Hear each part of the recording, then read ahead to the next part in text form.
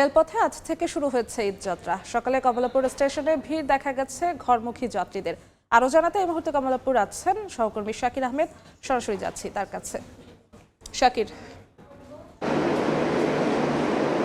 পবিত্র ঈদ উল আজহাকে কেন্দ্র করে ঈদযাত্রার আজ কিন্তু প্রথম দিন। আমরা যদি বলতে যাই যে ট্রেন কিন্তু সবচেয়ে স্বস্তিদায়ক যাত্রা, সেই রেলপথকে যাত্রীরা কিন্তু তাদের প্রথম পছন্দ হিসেবে বেছে নেন। আমরা যদি বলতে চাই যে আজ সকাল 6টায় ধূমকেতু এক্সপ্রেস যেটি রাজশাহীর উদ্দেশ্যে ছেড়ে গিয়েছে, সেটির মাধ্যমে কিন্তু চলতি ঈদ উল আজহার যে ঈদযাত্রা ট্রেনের সেটি শুরু হয়েছে।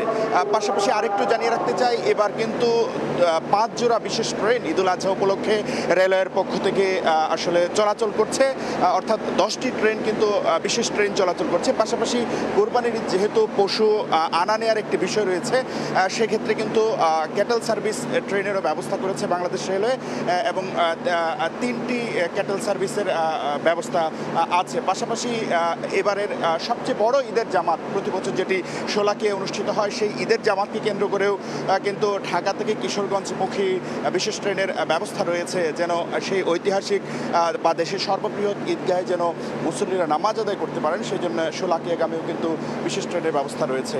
যদি নিরাপত্তার বিষয়টি বলতে যাই, যে আইনশৃঙ্খলা বাহিনীর সদস্যরা কিন্তু এই প্ল্যাটফর্মে প্রবেশের আগেই যাত্রীদের টিকিট চেকিং সহ সব ধরনের যে আনুষ্ঠানিক যে নিরাপত্তা কার্যক্রম রয়েছে সেটি কিন্তু তারা নিশ্চিত করছেন, এবং তারা বলছেন সব ধরনের কালোবাজারি সহ নানা ধরনের যে অপরাধ রেলওয়েতে হয়, রেল যাত্রা বা ট্রেন যাত্রায় হয়, সেই অপরাধগুলো যেন শূন্যে নামিয়ে আনা যায়, সেই চেষ্টাই কিন্তু করছে রেলওয়ে কর্তৃপক্ষ, এমনটি কিন্তু আমাদেরকে জানানো হয়েছে।